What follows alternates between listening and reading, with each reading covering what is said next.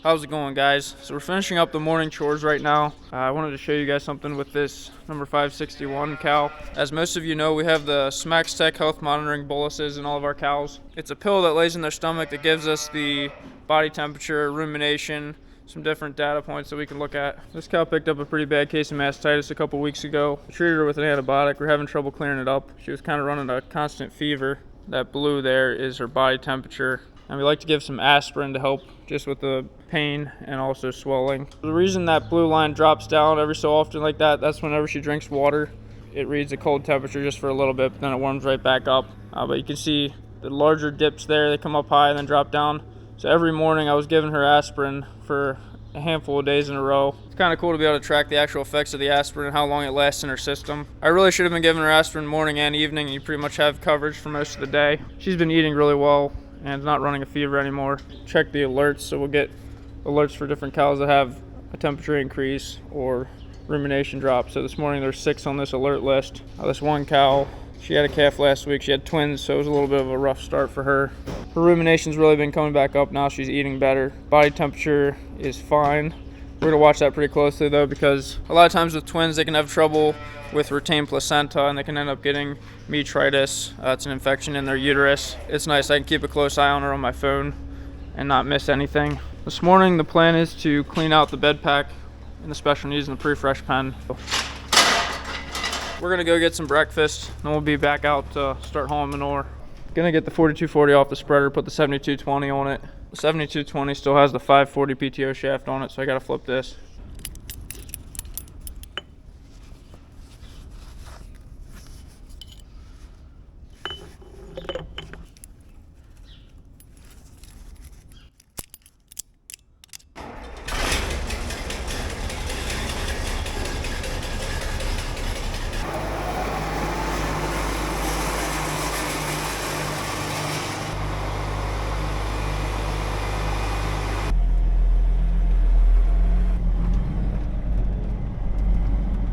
Got another beautiful sunny day again today.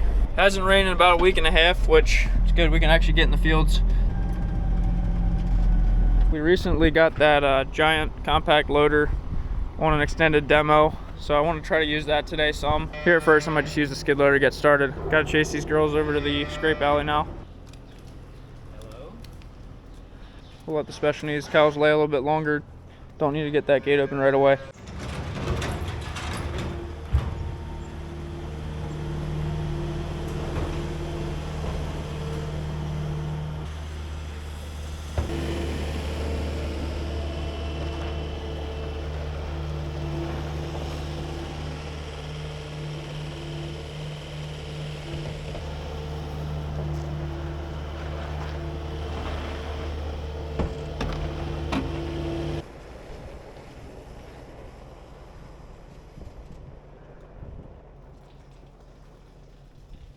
With this job, we had to pin the cows off the bed pack for quite a while, and I don't really like to have them stand longer than they need to. The plan is my dad's gonna run the spreader, try to keep that moving, and then while he's gone, I'm actually just gonna scoop bed pack out and pile it outside. The issue is all the ground that we can haul on is a mile or two away, so it takes a while for every load, and so this way we can keep it moving. I'm gonna try to use that loader a little bit. We'll see how this goes.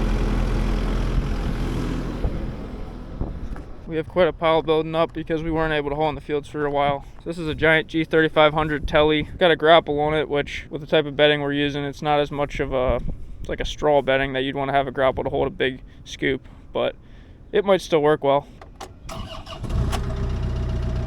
I cannot figure out how to unlock this bucket, but I guess we'll leave it on for now.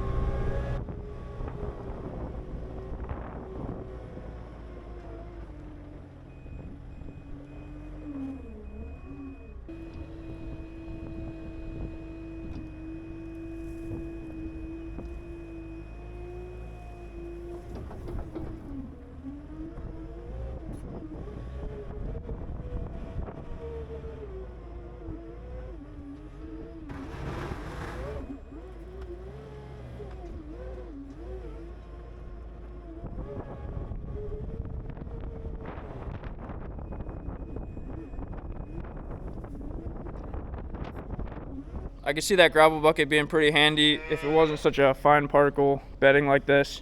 I'd like to put the regular bucket on it, but I can't figure out how to unlatch it. I'm not sure what I'm missing. We'll just have to use the skid loader for now.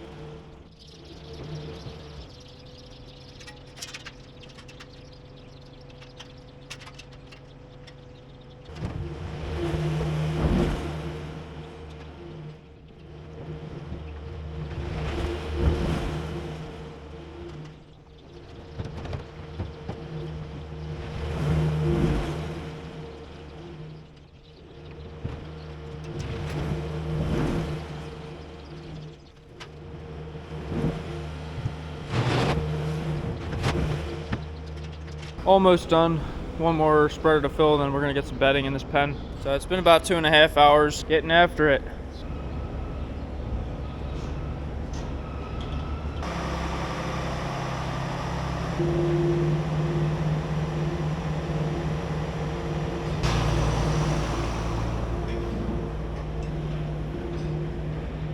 We just have a few of these big corn fodder bales left.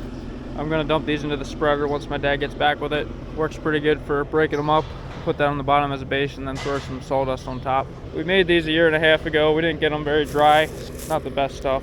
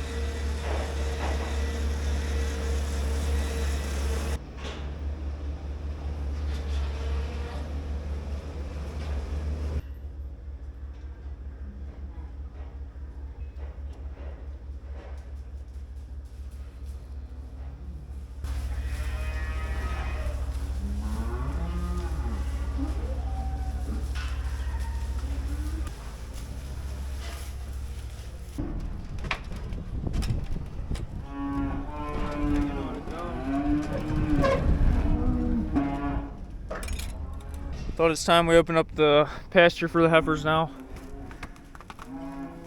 Ground's nice and dry. We have it set up that the dry cows come from that barn and use this side, and then normally the heifers are going in the left pasture over there.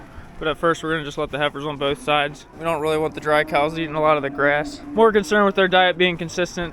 Let's go, let's go, let's go.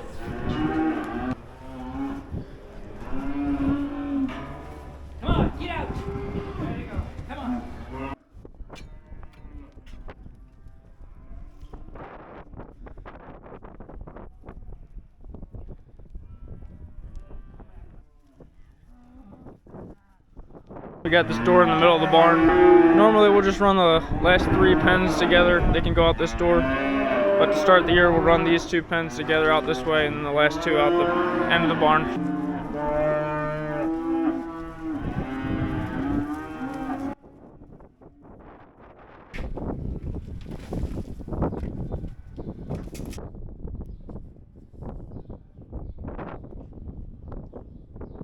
We have our custom manure haulers scheduled for tomorrow, and I want them to start pumping out of this pit right here. This is the narrow passage that comes out from the main pit in the freestyle barn behind the parlor. It's only 12 feet wide, and we end up getting a lot of dry stuff in this area usually. And if we don't get it loosened up and pumped out of this area, it'll start building up and it makes a mess. So we try to do it every 6 months. Just checking, hoping it would be a little more liquidy than this. Got some liquid right there, that's a good sign, but I'm gonna get the neighbor's backhoe. He lets me borrow it. Shout out to Earl. It works really well if I get the backhoe in and just dig out some of this dry stuff. And then more water kind of drains in this way, and it ends up being a lot easier to get the pump started then.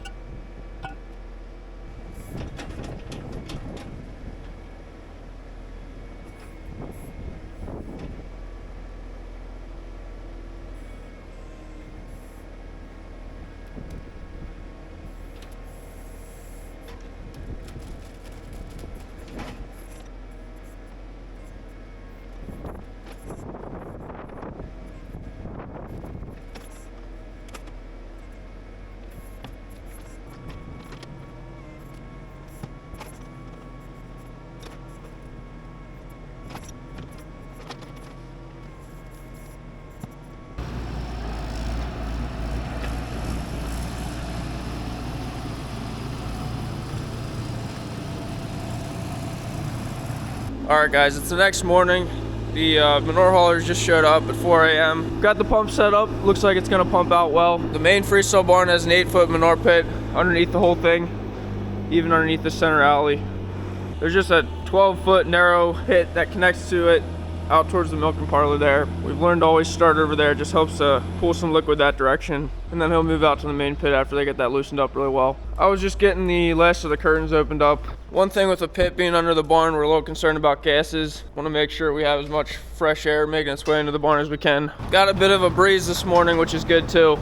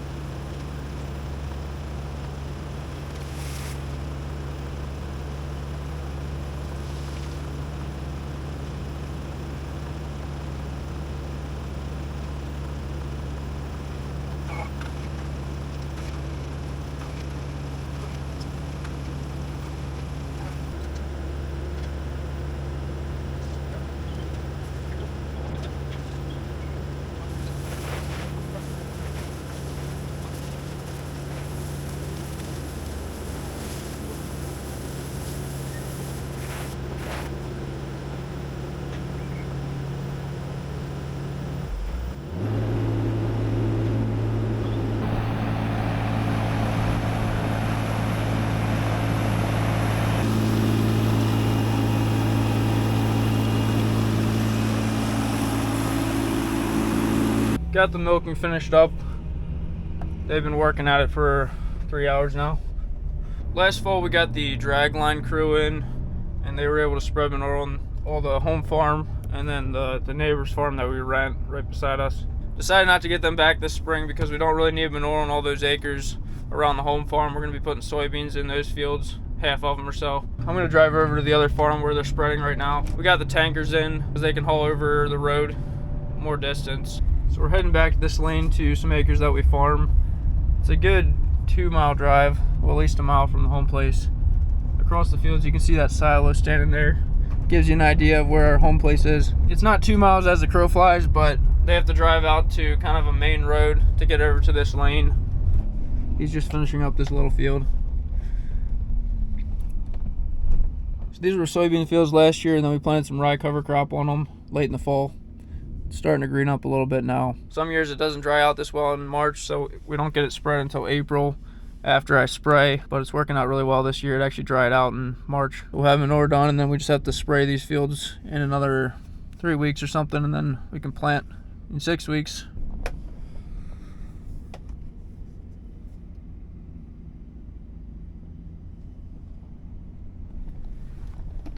I kind of like working with this crew. They seem to really keep it moving. We're paying them by the hour, so it's not by the gallon or by the acre. We're hauling a little bit farther from the pit, so it's costing us more per gallon, but they really keep it moving. When I started my channel, we were doing all of our own spreading. We had an old 7250 case. We decided to sell that rig just because it was starting to wear out. The custom guys cost a little bit of money every year, but the value of just having them being able to come in, take care of it, we don't have to worry about breakdowns, and the cost is reasonable to get this manure all spread. They now moved their pump to the back side of the building. Got these 3 different pump outs.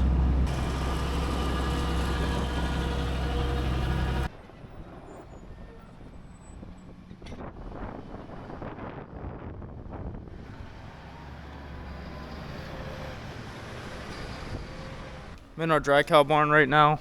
We have these old mattresses in the one section that were never replaced. The front and the back side of the barn have mayo mats in them. So we're gonna tear these all out today, and then we have a plan tomorrow to replace these with something else.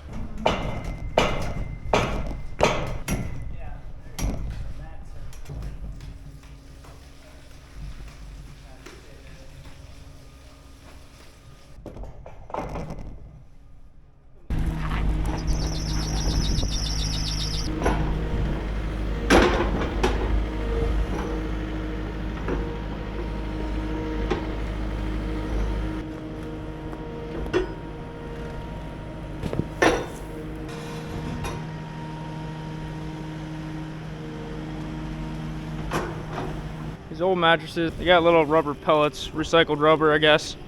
And then there's a top cover. The top cover starts getting torn up, and then the mattresses get torn apart. We don't have this barn filled to capacity ever. We usually run about 30 head, and there's 51 stalls. It was never a major concern. They always had plenty of stalls. But it's time we get them fixed up. We're planning to bring our heifers home from the rented farm, and they're going to be going into this barn, most of them. So we're going to be using more of the stalls. So he's going to work at tearing these out, and then we'll get some shovels and clean all the bedding off.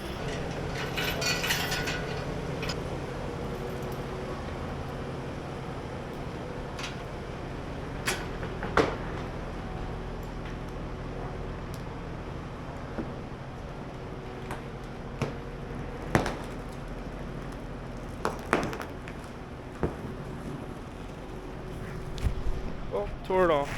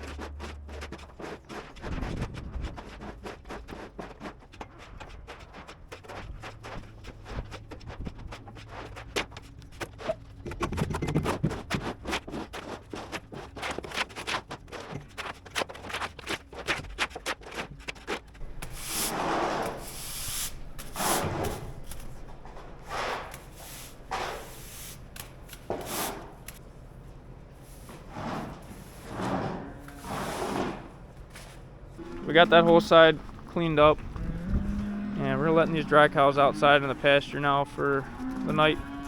They can come back in if they want, but this way they won't try and lay on those stalls. We'll pick this up tomorrow, show you guys what we're planning to do in this barn.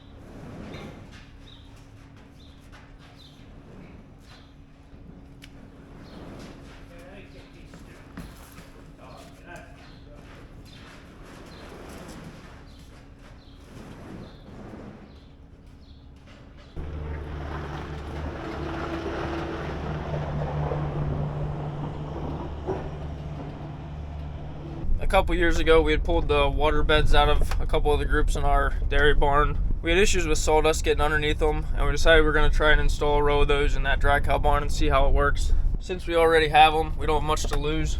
We had the guys back with the special tools to fill them up for us. Just going to drive over and see how the manure hauling went at this other farm.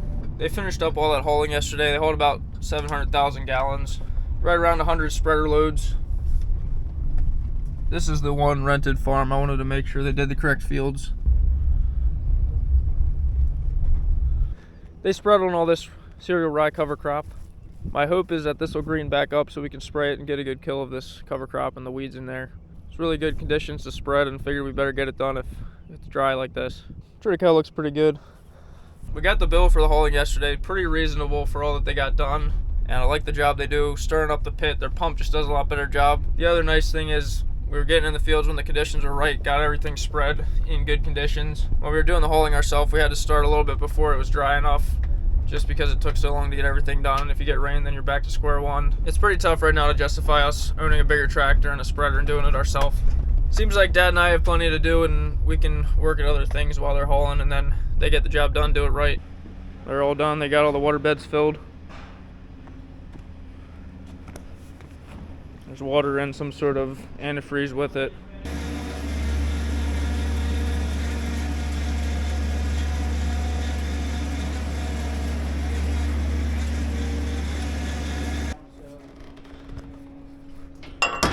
The guys from Steinway Equipment were here. They actually sell these water beds.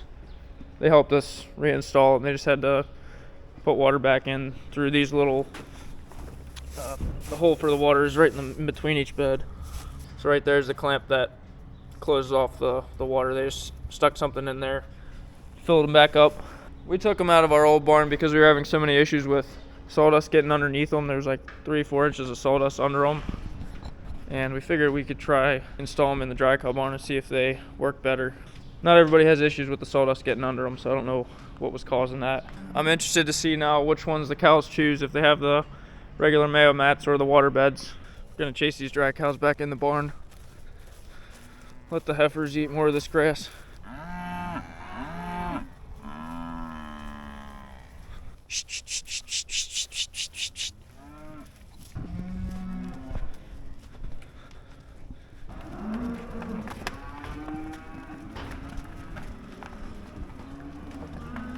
We did not stick the brisket board back in the front. That was running right in the front of the stalls. You can see like this side. We're gonna see how they lay without it. They might like having a little more space there. Some of the big cows don't have hardly enough space with that board keeping them back so far. Okay guys, that's gonna be it for this video. I hope you enjoyed it. Hopefully next video we can use that giant loader a little bit more.